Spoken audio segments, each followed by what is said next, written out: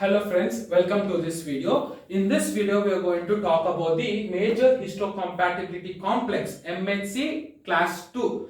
So in the first part of the video, or in the first video, I have given a separate video on Class 1 molecule, its structure, its mechanism of action, the genes encoding it, and the different structures, the names of it, all those things are given. It is almost similar to MHC Class 1. So I will suggest everybody to watch that video. If you have not watched, I will give you the link in the description. Please go to watch the first part of the video, MHC Class 1. Then you can watch this Class 2 molecules, because I am not going to be explaining in depth here. I am just going to name them. In first part of the video, I will discuss in detail. So if you watch that, this becomes very easier. Okay, let us go to this Major Histocompatibility Complex. This is also called as MHC Class 2, and this pathway where the antigens are processed or packaged, this pathway is called as exogenous pathway. In MHC Class 1, it was called as endogenous pathway. Here it is called as exogenous pathway. Like MHC Class 1,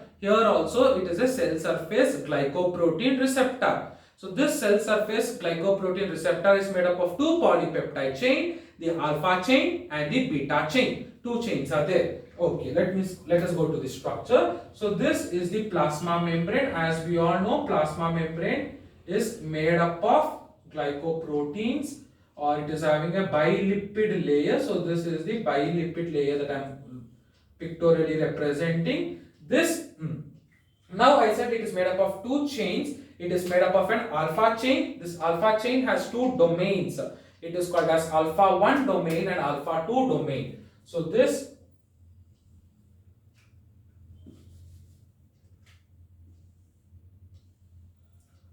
is called as alpha 1 domain and alpha 2 domain. Then it has a transmembrane domain. Why it is called as transmembrane? Because it is passing through the plasma membrane, and then it has an extension called as cytosolic tail. So this is called as transmembrane domain. Transmembrane domain. This is called as extracellular domain. It is called as extracellular domain because it is facing outside the cell wall, or facing outside the cell. This is called as cytosolic tail. This cytosolic tail is hydrophilic.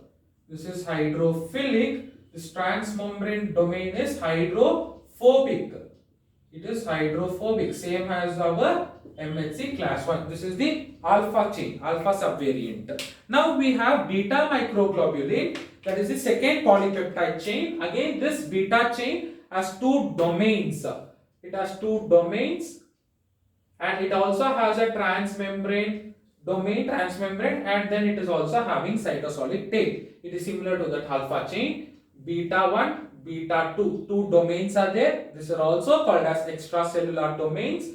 And then you have a transmembrane domain and the cytosolic tail, hydrophilic cytosolic tail. So this is beta chain, this is alpha chain. Only difference is it is not joined. You can see, right? It is not joined. But in MHC Class 1, they were joined to form the antigen binding domain. There was a group. There were three domains of alpha. Another domain came to join. But here in this MHC Class 2 molecules, they are not joined. But you have one chain called as an invariant chain that forms a clip-like structure between these two. You have a chain. This polypeptide chain is called as a invariant chain. Invariant chain. It is like a clip protein. It is called as clip. Invariant chain that forms the clip. Once if this invariant chain is present, then antigen cannot bind on it. If this invariant chain is broken, then antigen can bind on it. That's the logic that you have to remember. So this is like a polypeptide chain. If the invariant chain is present, the clip is formed and the antigen cannot bind.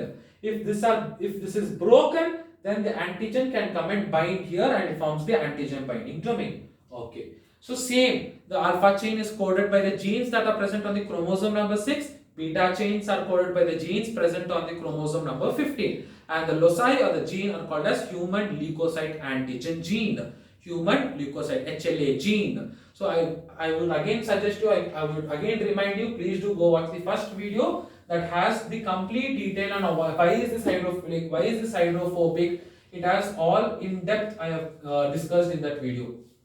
Okay, now let us go to its action, its mechanism of action, that is the exogenous pathway it is called as. What happens, let us study. And where is this class 2 molecule receptors are present? They are exclusively present on antigen presenting cells. Our class 1 molecules are present on wide variety, was a diversity of cells was there. It was found on T, B cells, T cells, macrophages, dendritic cells and all. It was found neutrophils and all. But MHC class 2 molecules are exclusively found in antigen presenting cells. Now let us see what happens now in this structure. So we are going to consider a big cell. Now an antigen is going to enter inside. The antigen size is comparatively larger than the first MHC class 1. It is comparatively larger. Let me consider that it is some 15 to 20 amino acids. In MHC class 1, it was just 8 to 10 amino acids. Here, if the antigen size or a part of the antigen is very big, what is going to happen? Let us see, 15 to 20 amino acids. This is the antigen. So, as usual, the first step is the antigen is going to enter inside. Once the antigen is going to enter inside, how is it going to enter inside? Is the cell is going to take, the cell is going to form a vesicle, and now it is going to take, for example, it forms a vesicle like this, and now what happens? The antigen comes inside, and then it is pinched off. Once it is pinched off from here, it forms a vesicle. Now inside the vesicle you have the antigens. Inside the vesicle you have the antigen. This process is called as cell eating. It is called as endocytosis or pinocytosis. So this is the first mechanism how the antigen enters inside. This was not there in the first MHC1. This is called as endocytosis. The name itself says endo means taking inside. Cyto, the cell is engulfing it inside. Or this is also called as pinocytosis. Pinocytosis. It is called as cell drinking because the cell is drinking that antigen. It is called as endocytosis or pinocytosis, where the antigen is engulfed inside. Now, this vesicle, after it engulfed, this vesicle is called as endosomes. This vesicle is now called as endosomes. This vesicle is called as endosomes, and this vesicle will produce certain hydrolytic enzymes. This is called as endosomes, and this endosomes will produce some hydrolytic enzymes. The name itself says lytic means to break. The endosomes will produce hydrolytic enzymes. So I hope the writing is clear. If it is not clear, as I am writing it down or as I am saying it, make a note out of it if the wordings are not visible. So it is called as the endosomes. Once the vesicle takes the antigen inside, it becomes endosomes. And these endosomes secrete enzymes called as hydrolytic enzymes that will chop the antigen into fragments, into smaller bits. Now next what happens? After this is the second step that is going to happen. The second step is this. Third step, what is going to happen? It is going to pass through a special type of organelle. Same. Now what is happening? It's completely same as whatever happened in MHC class 1. That is why I was saying you please go to watch that video. So it is completely similar. It is going to enter into the tubular organelle called as proteosomes. It is going to enter into the tubular organelle called as proteosomes. This proteosomes, now already it is broken. The antigen is broken into smaller particles. This smaller particle enters inside the proteosome. This proteosome will produce another type of enzyme called as cytolytic enzyme, cytosolic proteases. This proteosome is going to produce another enzyme called as cytosolic proteases. I am writing it down. I don't know how far it is visible in the video. Cytosolic proteases. This is the proteosome. Proteosome is another organelle. Once the antigen, the broken fragments enters inside this proteosome, cytosolic proteases are secreted. This will further chop down the antigen. It will further break down. It will make into simplified amino acids. It is going to further break down into smaller bits and particles. Now, same thing. There is a one protein called as TAP protein, transporter protein, transporter associated antigen presenting protein. So there is one protein called as TAP protein. This is the fourth process, TAP, transporter associated antigen processing protein. It's a type of transporter protein. It just transports one protein or one particle to another side, from one side to another side. What does it do? We have a nucleus. Surrounding this nucleus, you have endoplasmic reticulum. Surrounding this, you have endoplasmic reticulum. This TAP protein, it carries the smaller bits into the lumen of endoplasmic reticulum. So it's a transporter protein. It transports the smaller broken particles into the lumen of endoplasmic reticulum. So what happens in the endoplasmic reticulum? This MHC class 2 molecules are formed by the process of transcription, translation. The proteins, the alpha chain and the beta polypeptide chain is formed. In this endoplasmic reticulum, it's processed and it is packaged. So this chain is processed and packaged. This is the alpha chain. This is the beta chain along with its tail. It's processed and it is packaged. Now it has a clip. I said you, it has a clip. It has a clip.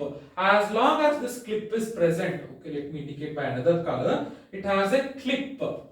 As long as this clip is present, I said antigen cannot come and bind. So here, when this MHC class 2 molecules are processed, when it is packaged, this clip gets denatured. This invariant chain that I was talking about in the structure, it gets denatured. After it is denatured, the antigen now comes and binds over here. This particle, it is transported by the TAP protein and it is dumped into the endoplasmic reticulum. In the endoplasmic reticulum, the antigens will come and bind on this domain.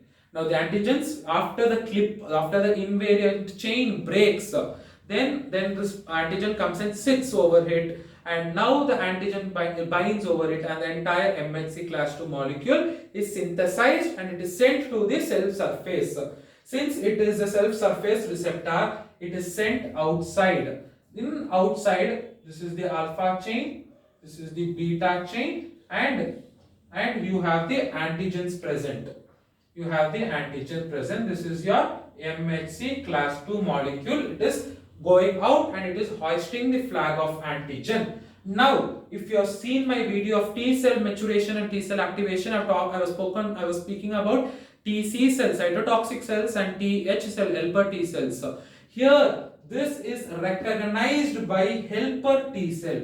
We can call it as TH cell or helper T cell, which has CD4 receptor. So again, I am going to repeat the same dialogue. If you have not watched this video, which I have spoken about T helper cells, CD8 receptors, what are the cells, how are they matured, how are they activated, I have spoken all those things. I will give the video again in the link of the video in the description. Please do go watch that video also.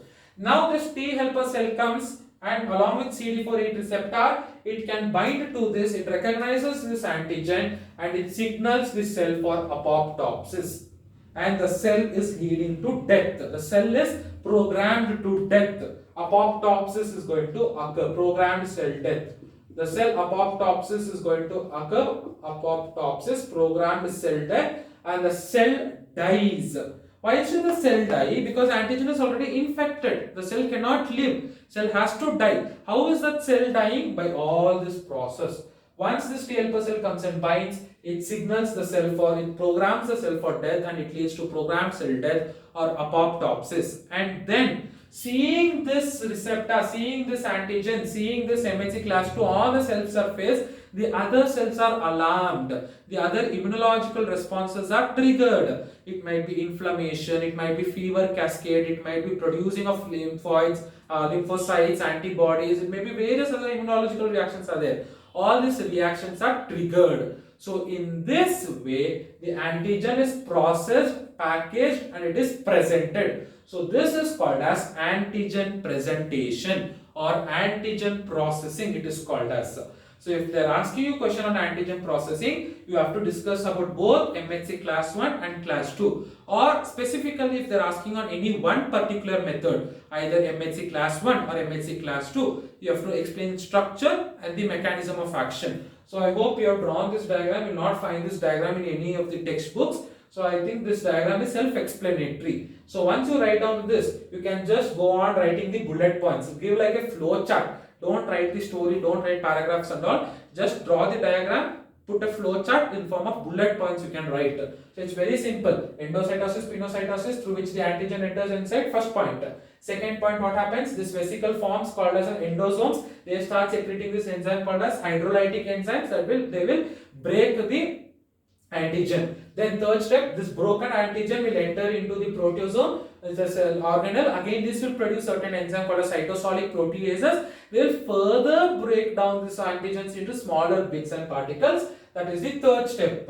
Then fourth step, these broken particles will be transported from this region to the lumen of endoplasmic reticulum by the TAP protein or the transporter protein. If you're not remembering the full name, don't worry, just write it as TAP or transporter protein. In the lumen of endoplasmic reticulum, as the MHC class 2 molecules are packaged, the invariant chain of the clip gets denatured. That is the fifth step. Then the antigen comes and binds to that in the antigen binding domain, and then it is sent outside. That is the sixth step. It is sent outside. Then when it is sending outside, this is recognized by the helper T cell along with CD4 receptor. This comes and binds and it signals the cell to death and it leads to apoptosis. That is the seventh step. Eighth step, this you can write, you can finish with this. Eighth step, you can conclude. In this method, it alarms the other cell and triggers certain immunological reactions like whatever I mentioned. So it is very simple if you remember this chart and few terminologies if you remember. So I hope this video is very clear. You enjoyed the session along with me. If you like this video, if it was clear for you, do give a thumbs up, do share this video with your friends and do subscribe to my channel. Thank you.